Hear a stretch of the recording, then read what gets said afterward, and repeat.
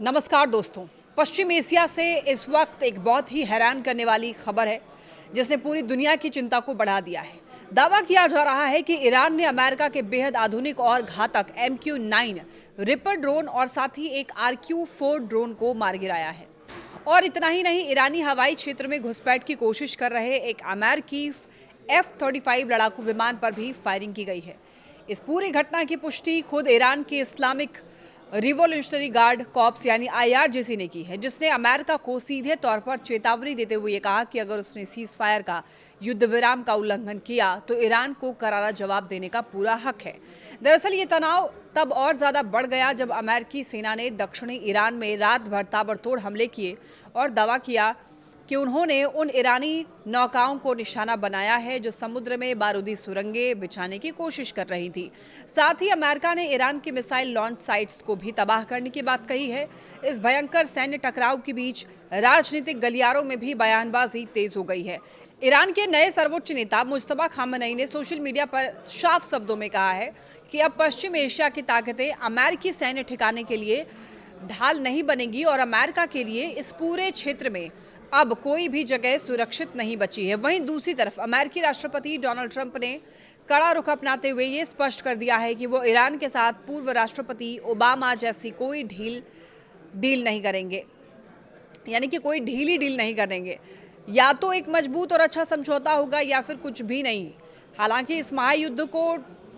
टालने के लिए कतर की राजधानी दोहा में एक बेहद अहम शांति वार्ता चल रही थी, जिसमें हॉर्मुज स्ट्रेट को खोलने और ईरान के हाईली एनरिच्ड यूरेनियम और अमेरिकी प्रतिबंधों के कारण विदेशों में फंसे हुए ईरान के करीब 24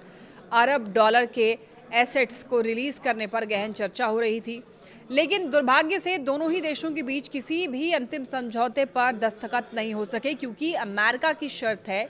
कि जब तक हॉर्मुज स्ट्रेट पूरी तरह नहीं खुल जाता है तब तक पैसा रिलीज नहीं किया जाएगा। लेकिन राजनीतिक पेच ये भी है कि ईरान के राष्ट्रपति मसूद ने ये साफ कर दिया है कि सुप्रीम लीडर की मंजूरी के बिना ईरान कोई बड़ा फैसला नहीं लेगा। जबकि इसी दौरान ईरान के विदेश मंत्री अब्बास अरागची ने इजराइल के खिलाफ लेबनान और हिजबुल्लाह को अपना खुला समर्थन जारी रखने का ऐलान किया है।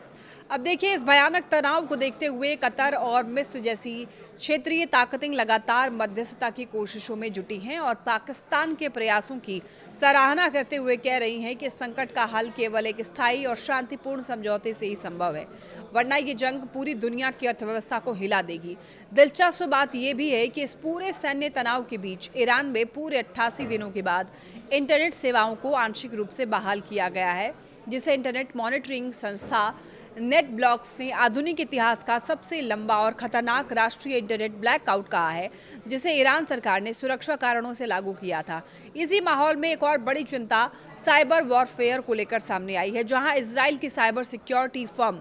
गैम्बिट सिक्योरिटी ने दावा किया है कि अबाबिल ऑफ मिनाब नामक एक प्रो ईरानी हैकर ग्रुप ने अमेरिका के लॉस एंजलिस मेट्रो नेटवर्क पर एक बड़ा साइबर हमला करके उनका करीब 700 GB से ज़्यादा का संवेदनशील डेटा चुरा लिया है और बाकायदा उसका वीडियो भी जारी किया है, जिसने ये साबित कर दिया है कि ये लड़ाई अब सिर्फ मिसाइलों और ड्रोन तक सीमित नहीं है, बल्कि डिजिटल स्पेस में भी तबाही मचा रही है। ऐसे में अब पूरी दुनिया की नज़रें इस बात पर टिकी हुई हैं कि क्या कतर की मध्यस्थता रंग लाएगी या फिर अमेरिका और ईरान का ये टकराव तीसरे विश्व युद्ध की आहट बनकर उभरेगा।